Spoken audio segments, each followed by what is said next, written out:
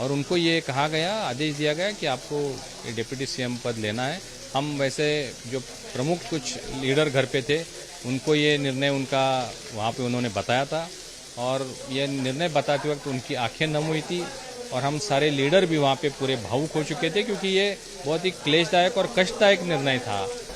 महाराष्ट्र में आज नई सरकार का गठन हुआ है। एकनाथ शिंदे ने बतौर मुख्यमंत्री पद की शपथ ली है, तो वही देवेंद्र फडणवीस राज्य के उप मुख्यमंत्री बने हैं। नई सरकार के गठन पर हमारे साथ मौजूद है खास बातचीत के लिए बीजेपी सांसद धनंजय महाडिक। सर, नई सरकार का गठन हुआ है, लेकिन यहाँ उल्टा हो गया। सब लोग मान के चल रहे थे कि देवेंद्र फडणवीस एक बार फिर से राज्य के मुख्यमंत्री के तौर पर शपथ लेंगे, लेकिन वो उप मुख्यमंत्री की भूमिका में है। कैसे? सबसे पहले तो मैं हमारे नए मुख्यमंत्री सन्मान्य श्री एकनाथ जी शिंदे साहब और उप मुख्यमंत्री हमारे नेता देवेंद्र जी फडणवीस जी का तहे दिल से अभिनंदन करता हूं कि आज उन्होंने यहाँ पे शपथ ली है। ये देखिए, जैसे पूरे महाराष्ट्र के लिए ये बहुत ही शॉकिंग और ये धक्का देने वाली न्यूज़ है कि आज खुद हमारे नेता फडणवीस जी ने सन्मान्य श्री एकनाथ शिंदे जी का नाम मुख्यमंत्री जी के लिए यहाँ पे निर्वाचित किया है। ये बहुत ही सोची समझी स्ट्रैटेजी मैं कहना चाहूँगा, लॉन्ग टर्म निर्णय उन्होंने लिया है। 2024 के हिसाब से, हिंदुत्व के हिसाब से, और शिवसेना भाजपा का जो गठबंधन 2019 में महाराष्ट्र की जनता ने जो क्लियर मैंडेट दिया था, उसके हिसाब से ये निर्णय लिया गया, ऐसे मैं मानता हूँ। और उसी के चलते आज उन्होंने ये निर्णय लिया है।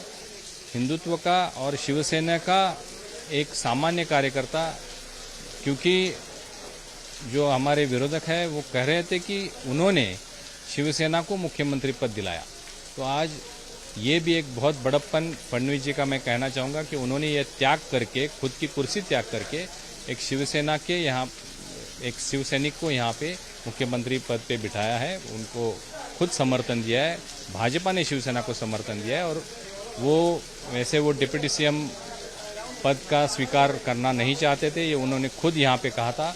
लेकिन दिल्ली से हमारे जो अध्यक्ष हैं जेपी नड्डा जी, अमित भाई शाह, उन्होंने महाराष्ट्र की जनता के हित के लिए आगे 2024 में जो चुनाव होने वाले हैं उसमें जो भारतीय जनता पार्टी के क्लियर मैंडेट मिलने के लिए जो 48 लोकसभा है, 228 विधानसभा है, उसमें जो लोगों के काम होने चाहिए, क्योंकि 2.5 साल से पूरा विकास रुका पड़ा है, तो ये सारे काम होने के लिए आपको कुर्सी पे होना या मंत्रिमंडल में होना ज़रूरी है।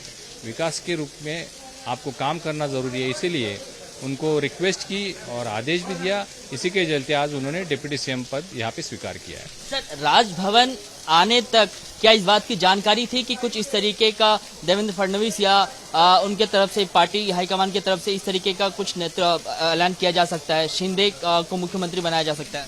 नहीं जी, ये आज जैसा आप जानते हैं पिछले 1.5-2 महीने से हम उनके साथ में सुबह शाम है, क्योंकि मैं राज्यसभा में मेरा नाम भी निर्वाचित करने के लिए खुद फडणवीस जी ने बहुत मेहनत की है मेरे चुनाव में, विधान परिषद के चुनाव में, तो सुबह शाम हम साथ में ही थे।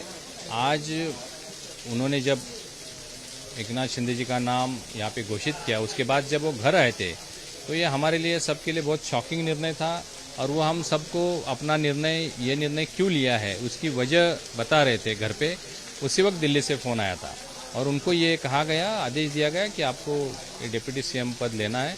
हम वैसे जो प्रमुख कुछ लीडर घर पे थे उनको ये निर्णय उनका वहाँ पे उन्होंने बताया था, और ये निर्णय बताते वक्त उनकी आंखें नम हुई थी, और हम सारे लीडर भी वहाँ पे पूरे भावुक हो चुके थे, क्योंकि ये बहुत ही क्लेशदायक और कष्टदायक निर्णय था उनके लिए भी, क्योंकि पहले सीएम पद पे काम करना, फिर डिप्टी सीएम पद पे काम करना, ये बहुत ही कष्टदायक निर्णय था। लेकिन जो निर्णय उन्होंने लिया है, पूरी महाराष्ट्र की जनता और भारतीय जनता पार्टी का हर एक कार्यकर्ता, उनके पीछे हम खड़े हैं। क्या ये सरकार जो नई गठित हुई है, जिनका गठन हुआ है, शिंदे के नेतृत्व में अपना जो बचा हुआ 2.5 साल है वो पूरा कर पाएगी? ज़रूर कर पाएगी, क्योंकि ये देखिए, सिर्फ शिंदे जी जो है उन्होंने भी प्रशासन में पहले काम किया है, और साथ में अभी देवेंद्र जी भी उनके साथ में। देवेंद्र जी को तो प्रशासन का मतलब पूरा अनुभव है, उन्होंने सीएम पद का काम 5 साल अच्छे तरीके से किया है, और 5 साल का जो मैंडेट उनको 2019 में मिला था वो भी हम सब जानते हैं। तो उनको लोगों की जो समस्या है उनकी जानकारी है, विकासात्मक काम करना उनको मालूम है, डेवलपमेंट किस हिसाब से करना है वो सारी जानकारी उनको है। तो ये दोनों मिलके ये सरकार बहुत ही तेजी से और अच्छे से चलाएंगे, ये मुझे विश्वास है। एक अंतिम सवाल, हमने देखा कि शपथ ग्रहण के दौरान एक नाथ शिंदे ने जो शुरुआत किया अपने शपथ ग्रहण का, वो स्वर्गीय बाला साहब ठाकरे के नाम से शुरुआत किया। आज के दिन बीजेपी उन्हें किस तरीके से याद करती है? ये देखिए, स्वर्गीय बाला साहब ठाकरे ये तो महाराष्ट्र के सबके आदरणीय और वंदनीय हैं, और एक नाथ शिंदे जी तो एक कड़वट सैनिक जिसको हम बोलते हैं वो उन्हीं के कड़वट शिव सैनिक है, और वो ये तो जाहिर है कि वो उन्हीं के नाम से शुरुआत करेंगे। आज वो एक शिव सैनिक के रूप में यहाँ पे खड़े हैं, शिवसेना के 40 विधायक उनके साथ हैं, तो ये जाहिर है कि वो शिवसेना के बाला साहब ठाकरे जी के नक्शे कदम पे या उनके जो आदर्श है उसी के उनके उसूल पे ही काम करेंगे, मुझे लगता है। धन्यवाद सर। ये धनंजय महाडिक थे, इनका साफ तौर पे कहना है कि जो नई सरकार का गठन हुआ है वो अपना कार्यकाल सफलतापूर्वक पूरा करेगी। कैमरामैन मोहित के साथ Krishna Thakur, ABP news, Mumbai. ABP माझा, उघडा डोळे बघा नीट।